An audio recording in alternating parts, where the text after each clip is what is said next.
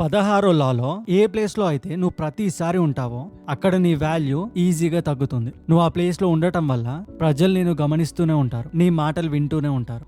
దానివల్ల నువ్వు కామన్ అయిపోతావు. అక్కడ పెద్దగా నీ వాల్యూ కూడా క్రియేట్ అయి ఉండదు. జస్ట్ సింపుల్ గా చెప్పాలంటే బంగారం, డైమండ్స్ ఎందుకంత విలువ అంటే అవి రేర్ గా ఉంటాయి కాబట్టి. అలానే నీ ప్రెసెన్స్ కూడా వాల్యుబుల్ ఎప్పుడవుతుందంటే నువ్వు ప్రతిసారి అవైలబుల్ గా లేకపోవడం వల్లనే. ప్రజలు నిన్ను చూస్తూ ఉంటారు, ఇక వాళ్ళు నిన్ను నోటీస్ చేయడం ఆపేస్తారు. అదే నువ్వు కాన్స్టెంట్ గా కాకుండా కొన్నిసార్లు అక్కడ నుంచి మాయమైపోయి నీ టైం నువ్వు తీసుకొని మళ్ళీ బెటర్ కంబ్యాక్ ఇచ్చినావు అనుకో, వాళ్ళని డెఫినెట్లీ ఒక ప్లేస్ లో చూస్తారు. ఎందుకు ఇది అంత ఇంపార్టెంట్ అంటే మనుషుల సైకాలజీ ఎలా ఉంటుంది, ఏదైతే లేదో అదే కావాలనిపిస్తుంది, ఏదైతే ఇగ్నోర్ చేస్తుందో దాని వెనకాలనే వెళ్ళాలనిపిస్తుంది. అంటే దాని అర్థం డిస్టెన్స్ ఒక మిస్టరీని క్రియేట్ చేస్తుంది, ఇక ఆ మిస్టరీయే ఒక రెస్పెక్ట్ ని క్రియేట్ చేస్తుంది. అలానే నువ్వు ప్రతిసారి కనిపించడం వల్ల నీ వాల్యూ తగ్గిపోతుంది. పెద్దగా చేసేది ఏం లేదు, నీ ప్రజెన్స్ ని నువ్వు కంట్రోల్ చేసుకోవాలి అంతే. ఇప్పుడు స్వామి వివేకానంద ఈ అబ్సెన్స్ ని చాలా బాగా అర్థం చేసుకున్నారు. చికాగో పార్లమెంట్ ఆఫ్ రిలీజియన్స్ లో అతను ఎలక్ట్రిఫైయింగ్ స్పీచ్ ఇచ్చిన తర్వాత ఆ స్టేజ్ ని అతను కంప్లీట్ గా అతని కంట్రోల్ లో తీసుకొని లెక్చర్ ఇచ్చుకుంటూ కూర్చోలేడు. దాని బదులు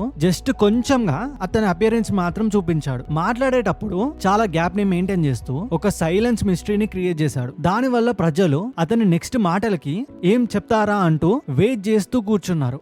అతను ఎప్పుడైతే మాట్లాడాడో ప్రజలు అతన్ని రేర్ గా ట్రీట్ చేశారు. అదొక లైఫ్ చేంజింగ్ ఈవెంట్. అతని కంట్రోల్డ్ ప్రెజెన్స్ వల్లనే అతని వాయిస్ కు ఒక వెయిట్ ని తీసుకొచ్చింది. ఇంకా డైలీ స్పీచెస్ లలో చాలా మంది మాట్లాడుకుంటూ వెళ్ళిపోతూనే ఉంటారు, వాళ్ళని వింటారు కానీ అంత పెద్దగా వాల్యూ ఇయ్యరు. ఇంకా మహాత్మా గాంధీ కూడా ఈ లానే పాటించాడు. ఫ్రీడమ్ స్ట్రగుల్ అప్పుడు ప్రజలకి కనిపించకుండా కొంచెం దూరంలో ఉన్నాడు, ఒక సైలెన్స్ ని క్రియేట్ చేశాడు. ఫాస్టింగ్ చేయడం, పాలిటిక్స్ నుంచి దూరంగా ఉండటం, ఈ అబ్సెన్స్ వల్ల ప్రజలు అతన్ని మర్చిపోరు. దాని బదులు అతను ఎక్కడున్నాడో, అతని నెక్స్ట్ మూవ్ ఏంటిది అని చాలా వెయిట్ చేస్తూ ఉంటారు. ప్రతిసారి అతను రిటర్న్ అయినప్పుడు సాల్ట్ మార్చ్ లో అయినా, లీడింగ్ క్విట్ ఇండియాలో అయినా అతని ప్రెజెన్స్ లైఫ్ కంటే ఎక్కువ ఉండే. అతని టెంపరరీ అబ్సెన్స్ వల్ల ఒక ఎక్స్ట్రాడినరీ వెయిట్ ని క్రియేట్ చేసింది. అతని యాక్షన్స్ వల్ల అక్కడున్న బ్రిటిషర్స్ కి కూడా అలానే ఇండియన్స్ కి కూడా ఒక హిస్టారిక్ మూమెంట్ ని తీసుకొచ్చింది. ఒకవేళ గాంధీ కూడా కంటిన్యూస్ గా మాట్లాడుతూ స్పీచెస్ ఇచ్చుకుంటా ప్రజల్ని వినిపించేలా చేసినా కూడా అతన్ని ఆర్డినరీ లాగానే చూస్తారు. అందుకనే సైలెన్స్ ని, డిస్టెన్స్ ని, ఇంకా రేర్ అపియరెన్స్ ని బిల్డ్ చేయడం వల్లనే ఫాదర్ ఆఫ్ ది నేషన్ వచ్చింది. ఇక్కడ కామన్ మిస్టేక్ ఏంటంటే